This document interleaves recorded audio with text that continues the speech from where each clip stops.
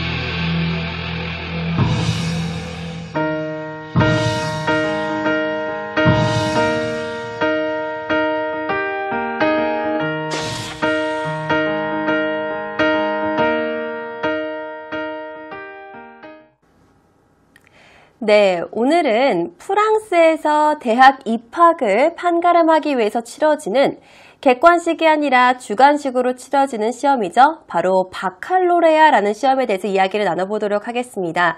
여러분들이 영상에서도 보셨듯이 느낀 점이 많이 있을 거라고 생각이 되는데 우리나라와는 사뭇 다른 분위기죠.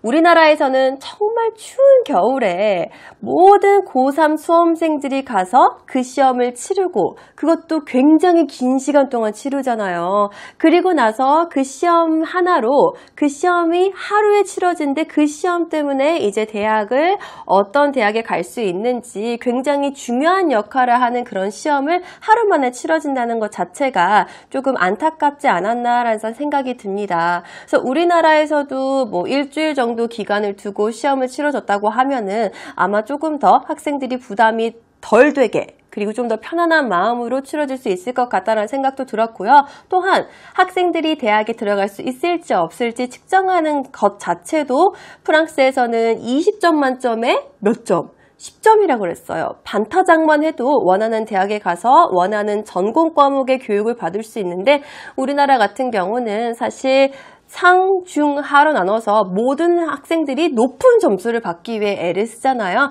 그래서 진정한 교육의 질, 진정한 교육을 경험하는 좀 기회도 덜하지 않았나라는 생각이 드는데요. 미국에서도 대학 입학 능력 시험을 치르는데요. 그거를 우리가 SAT라고 해서 약자로 부르는데 프랑스와는 조금 달라요. 오히려 수능과 조금 더 비슷한데 하나 제도가 다른 게 있다면 우리나라 같은 경우에는 수능이 단 하루만 치러지는데 미국의 SAT 같은 경우는 자기가 원하는 만큼 수능을 치를 수가 있는 거죠. 그러니까 SAT를 치를 수 있는 거고 대학에 따라서 이제 그 점수를 가지고 가는 환산하는 방법이 달라서 학생들이 좀 더 좋은 대학에 가길 원하면은 사실 SAT를 치르는 횟수를 조금 줄이되 그 중에서 높은 점수를 많이 받으려고 노력을 하고요. 그 이외에 그냥 조금 우리가 말하는 아이비리그 이외에도 좋은 대학이 많이 있잖아요. 그런 대학에 가기 위해서도 또 학생들이 한 번이 아닌 여러 번의 기회를 통해서 시험을 치르고 그리고 나서 대학을 입학할 수 있는 기회가 주어지기도 합니다. 자, 어쨌든 이런 바칼로레아 프랑스 대학 입학 능력 시험에 대해서 우리가 이야기를 나눠볼 텐데요. 영상에서도 확인하셨듯이 크게 3가지 섹션으로 구별이 된다라고 이야기를 했어요. 구분이 된다라고 이야기를 했고요. 그 안에 들어가 있는 여러 가지 과목에 대한 이름을 우리가 오늘 영어로 학습을 하고 거기에 관련돼서 또 말할 수 있는 쓸 수 있는 영어 표현도 하나씩 차근차근 배워보도록 하겠습니다. 자, 그러면 먼저 영상 보고 바로 여러 가지 과목의 이름 영어로 함께 학습해봐요.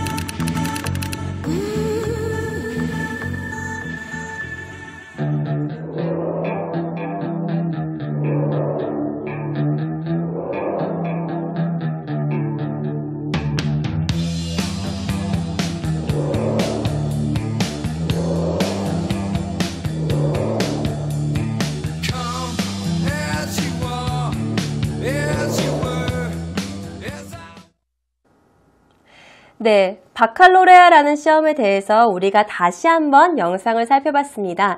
이 시험은 여러분들이 보면서도 아셨겠지만 3가지 영역으로 구성이 되어 있다고 하고요. 그리고 그 3가지 영역 안에 세세하게 많은 과목들이 있는데 오늘은 그 과목에 대한 이름까지도 영어로 정리를 하겠고요. 그리고 나서 시험과 관련된 여러 가지 영어 단어들도 여러분들이 궁금해하실 거라고 생각을 해서 그 내용까지 함께 정리를 해보도록 하겠습니다. 자, 그러면 여러분들이 오늘 배우는 내용들을 모두 다 정리를 하면은 요즘 사실 나라와 나라 사이에 경계가 없잖아요. 외국 친구들도 사귀고 싶을 거고 그러면 어떻게 하면 되냐? SNS를 통해서 외국 친구들도 많이 사귈 수 있는 통로가 있는데 그때 우리 중학생끼리 친구하고 고등학생들끼리 친구를 하면은 모든 전 세계 학생들이 가지고 있는 시험에 대한 고민도 오늘 배우는 단어들을 통해서 나는 오늘 시험에 이러이러한 문제에서 이러이러한 과목에서 뭐가 나왔는데 되게 힘들었어 라는 이야기도 우리가 영어로 쉽게 얘기할 수 있게끔 그와 관련된 모든 표현을 배울 거예요. 어때요? 기대되고 신나죠? 저도 오늘 같이 수업을 할 수 있어서 너무 재밌고 신나는데 자 그러면 이제 그만 얘기하고요. 본격적으로 시험에 대해서 이야기를 해보도록 하죠.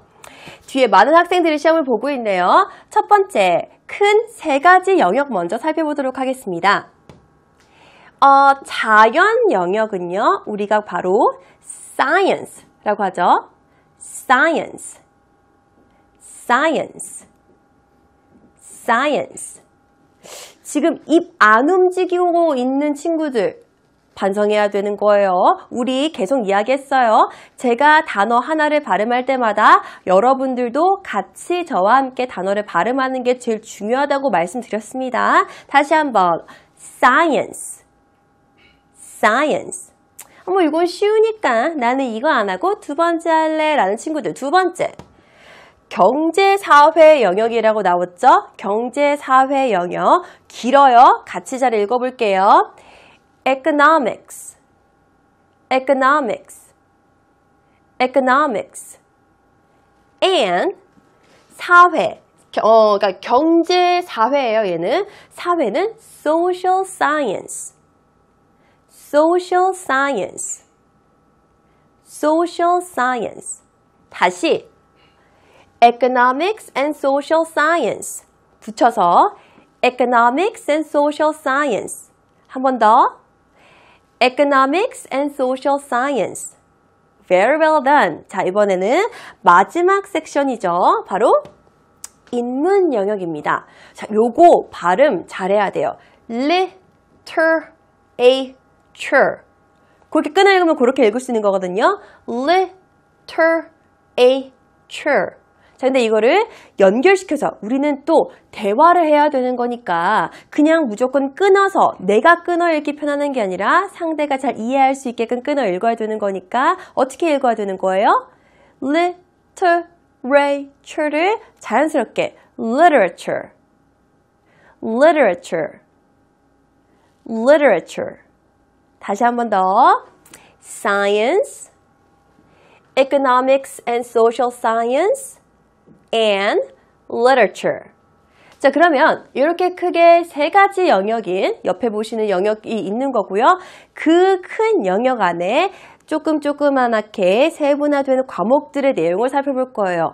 오늘 암기할 부분들이 굉장히 많이 있는데 이번 한 번만 여러분들이 잘 암기를 해두면요. 나중에 더 어려운 영어를 배울 때에도 여러분들이 아마 잘 이해를 할 수 있을 겁니다. 자, 첫 번째 바로 자연 영역입니다. science였죠. 자연 영역에 들어가는 첫 번째 과목은 바로 화학, chemistry입니다. chemistry, chemistry, chemistry. 단어가 이미 너무 어렵죠. 철자도 되게 헷갈릴 텐데 이 단어는 여러분들이 듣는 새로운 단어가 아니에요. 이 단어를 어떻게 잘 기억할 수 있을까 제가 생각을 해봤는데 여러분 요즘 정말 많이 유행하는 단어 있죠? 바로 남자와 여자 사이에 썸 탄다라는 표현이 있습니다. 그 썸 탄다라는 표현이 이제 진정하게 사귀는 바로 전 단계를 이야기하는데 썸을 탈 때에도 남자와 여자 간에 이성적으로 끌리는 화학 작용이 있어야지만 썸을 타는 거잖아요. 그때 우리가 한국말로 어떻게 표현해요? 야, 쟤랑 나는 케미가 통해. 이건 남녀 사이만 그러는 게 아니라 친구 사이도 똑같은 거예요. 내가 이성 친구가 아닌 동성 친구라도 쟤랑 나랑 뭔가 통하는 게 있으면 우리가 뭐라고 이야기를 하죠? 케미가 통한다라고 이야기하잖아요. 그 케미가 바로 여기서 나오는 거예요. 여기 STRY 빼고 케미 여기까지가 나오는 거여서 야 우리는 케미가 끝내줘. 우리는 케미가 너무 잘 통해. 이러한 얘기가 바로 여기에서 나온 단어고요. 그걸 우리가 화학이라는 과목을 표현할 때 어떻게 발음한다고요? 그렇죠. CH가 앞에 있어도 촤로 발음되는 게 아니라 크로 발음이 돼서 chemistry, chemistry, chemistry로 발음이 됩니다. 자, 그럼 이번에는 두 번째는 어떤 과목에 있는지 살펴볼게요. 화학 하면은 나오지 않을 수 없는 과목이죠. 바로 화학, 물리라는 과목입니다. 물리는 영어로 physics, physics, physics. 그렇게 해서 S 발음까지 꼭 마지막으로 해주셔야 되는 거예요. 왜냐하면 지금 조금 이따가도 배우겠지만 과목에 들어가는 S는요 꼭 붙여야 되는 거고요. 얘네들은 무조건 단수 취급. 어떻게 한다고요? 무조건 단수 취급. 그러니까 마지막 명사가 S로 끝나더라도 얘를 복수형으로 받는 게 아니라 단수형으로 받는 거예요. 그거까지 여러분들 꼭 기억하시고요. 어떻게 발음한다고요? Chemistry, Physics. 자, 그럼 다음에 들어가는 자연 영역에 대한 과목은 수학입니다. 근데 제가 조금 과학을 좋아하는 사람이 아니라 되게 불행하게도 제가 별로 안 좋아하는 과목들이 나열되어 있는 거 보니까 과목명만 들어도 막 머리가 너무 아프네요 지금. 수학은 요것도 보세요. 아까 제가 과목명의 뒤에는 S가 붙는다고 이야기를 했었죠. 얘도 뭐가 있어요? S가 붙어있네요. 그럼 얘는 복수 취급할까요? 단수 취급할까요? 그렇죠. 단수 취급하는 과목인 거죠. Mathematics. 한 번 더. Mathematics. Mathematics. 자, 그러면 조금 빠르게 세 가지 단어 읽어보고 바로 또 넘어갈게요. Chemistry, Physics, Mathematics. Chemistry, Physics, Mathematics. Very well done. 자, 그 다음 또 자연 영역에 있는 건 바로 생물이라는 단어입니다. 생물은 제가 좀 좋아했어요. 고등학교 때도 생물을 좋아해서 그 생물에 대해서 공부하는 거 되게 좋았는데 그 생물을 표현하는 단어가 바로 biology,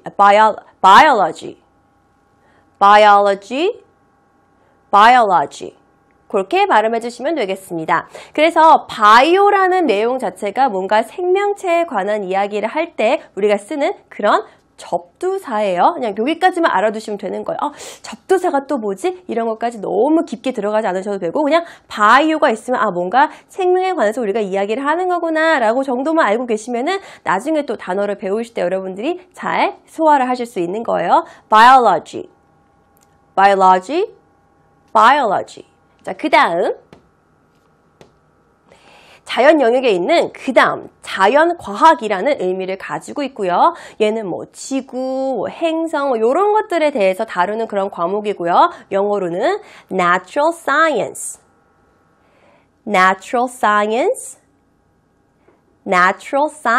그래서 자연과학에 대해서 다루는 내용입니다. 자, 그 다음은 자연 영역에 있는 기술은 우리가 다 알고 있는 거죠. 정말 한국말 가치도 많이 쓰고 있는 거죠. 테크놀로지라고 하죠. technology. 그렇게 발음해 주시면 되겠습니다. biology, natural science, technology. 그렇게 여러분들 정리를 하시면 되겠습니다. 자, 그 다음 이번에는 경제사회 영역에 대해서 볼게요. 경제는 아까도 economics라고 이야기를 했고요. 그리고 경제사회, social science, 사회 자체를 social science라고 우리가 명칭한다고 이야기했습니다. economics and social science. 첫 번째 과목은 경제학입니다. 경제학은 영어로 economics. 자, 중요한 건 여기 뒤에 S가 붙는다는 점까지 꼭 기억하시고요. 자, 경제학에 관해서는 저희가 조금만 더 살펴볼 거예요. 이게 뒤에 단어가 어떻게 변형되는지에 따라서 내용이 진짜 많이 변하니까 여러분들이 이 파트까지 잘 커버를 해두시면요. 나중에 수능 볼 때에도 좀 더 어려운 영어를 배울 때에도 여러분들이 나 그때 배웠어 라고 지금 헷갈리지 않게 하면은 꼭 좋은 영어 실력이 쑥쑥 쌓일 수 있을 거예요. 자, 경제학과 관련돼서 파생될 수 있는 단어들. 첫 번째 단어. economy입니다. 이거 자체는요. 위에 있는 단어는 경제학이라는 우리가 배울 수 있는 교과 과목을 이야기하는 거라면 아래는 흔히 그냥 the economy라고 이야기를 하는데 경기나 경제를 의미하는 그런 단어입니다. economy.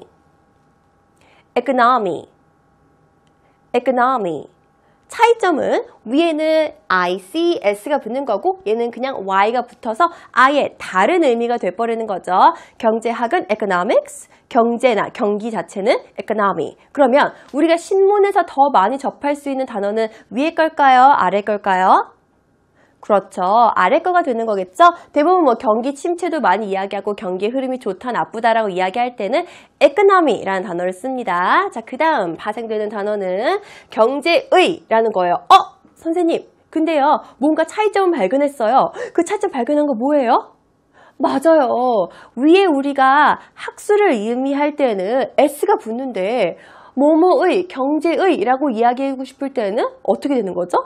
S가 안 붙네요. 그러면 얘는 경제학이라는 의미를 가진 명사형이 되는 거고요. 얘는 경제의, 뭐뭐의라는 의미를 가진 형용사형이 되는 거구나. 여러분들 이제 너무 똑똑하네요. 진짜 하나를 알려주니까 100만 개를 다 알고 있는 것 같아서 제가 되게 뿌듯합니다. 자, 그러면 경제의라는 의미를 가지고 싶으면 여기도 맞죠? 명사 앞에 쓴다고 표기가 되어 있으니까 그럼 얘는 형용사 역할, 명사를 꾸며주는 역할을 하는 거구나까지 여러분들이 알고 계실 수 있을 겁니다. 그러면 얘는 읽을 때 S 발음을 하면 절대로 안 되겠죠. 여러분들이 여기다 S 발음 해버리면은 여러분들이 전달하고 싶은 내용에 완전히 반대되는 또는 말도 안 되는 뜻을 전달하게 되는 거예요. economic, economic, economic. 다시 economics, economy, economic. 잘했습니다. 자, 그 다음 계속 파생되는 단어를 더 배워볼게요. MIST, IST가 붙으면요 그것을 뭐뭐 하는 사람을 의미하는 거예요. 지난 시간에 이 어리 붙으면 사람을 의미한다고 이야기를 했는데 IST도요 똑같습니다. 똑같이 사람을 의미하는 거고요. 우리는 경제학자를 영어로 economist, economist, economist 라고 발음을 합니다. 그래서 세계적인 경제지를 The Economist라고 이야기를 하죠. 그거는 잡지의 이름이 되는 거고요. 자, 그러면 더 넘어가서 마지막으로 요게 조금 어려운 단어일 수도 있어요. CAL, 마지막이 AL, 형용사로 끝났는데 아까 처음에 봤던 그 단어는요. 경제의라는 형용사의 의미를 가진 단어고요. 얘는 또 AL이 붙으면서 완전히 다른 뜻이 돼버려요.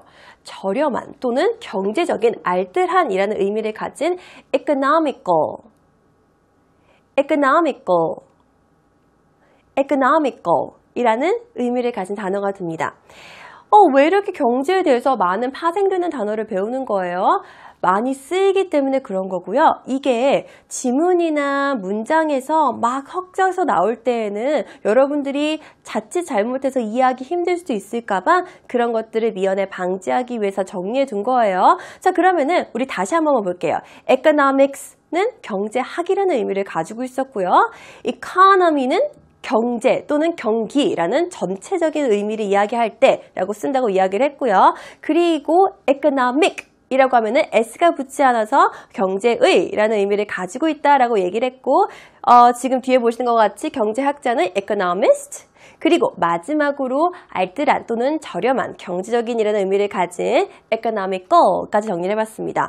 와, 경제사회 영역에서 그냥 지금 우리가 경제만 배울 수 있을 줄 알았는데 다른 너무 많은 것들을 정리를 했습니다. 머릿속으로 지금 차곡차곡 정리를 하고 계시길 바라면서 다음으로 넘어가죠. 그 다음은 사회과학입니다. 바로 social science. 자, 사회과학, social science. 이미 배운 거니까 발음만. social science. social science. social science. Very well done. 잘했어요.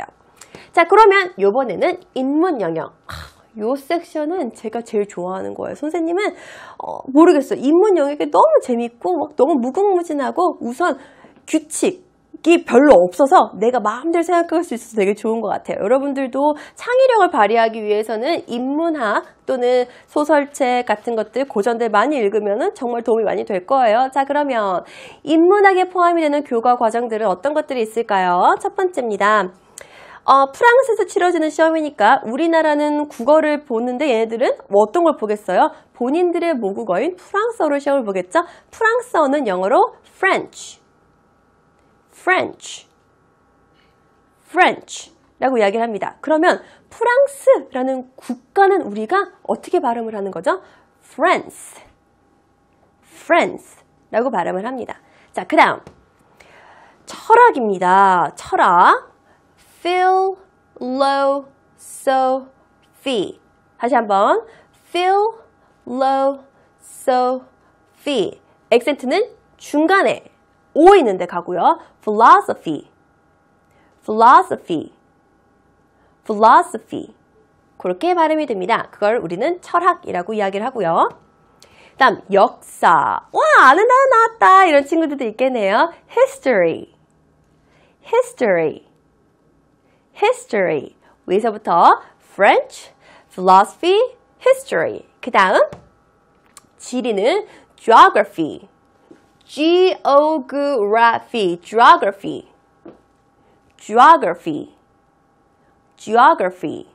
액센트는 여기 가는 거죠. 자, 그 다음 외국어. 프랑스 친구들한테 외국어는 우리나라 말이 될 수 있는 거겠고 영어가 될 수 있는 거겠죠. 외국어는 영어로 외국의라는 의미를 가진 foreign과 언어의 의미를 가진 language가 합쳐져서 foreign language.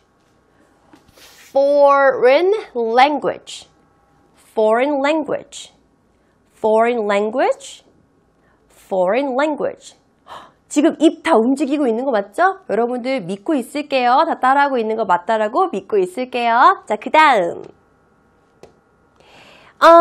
예술 영역인데요. 이거는 art라고 표현이 되기도 하고요. the arts라고 표현이 되기도 합니다. 두 가지 다 사용해도 무방해요. 우리는 두 가지 다 한번 발음만 해보도록 할게요. 우리가 아트가 예술이라는 건 다 알고 있으니까 art. 아트 이렇게 발음하는 게 아니라 우리는 영어를 발음하는 걸 배우는 거니까 어떻게 발음한다고요? 부끄럽지 말고요. art. 바로 옆에 있는 거 같이 the arts. D로 발음하는 거 눈치채셨어요? 잘했어요. the arts. Geography, foreign language, art, or the arts까지 우리가 학습했습니다. 자, 그러면 우리가 지금까지 배운 여러 가지 과목들의 이름이 있는데 처음부터 끝까지 쫙 한번 복습해봐.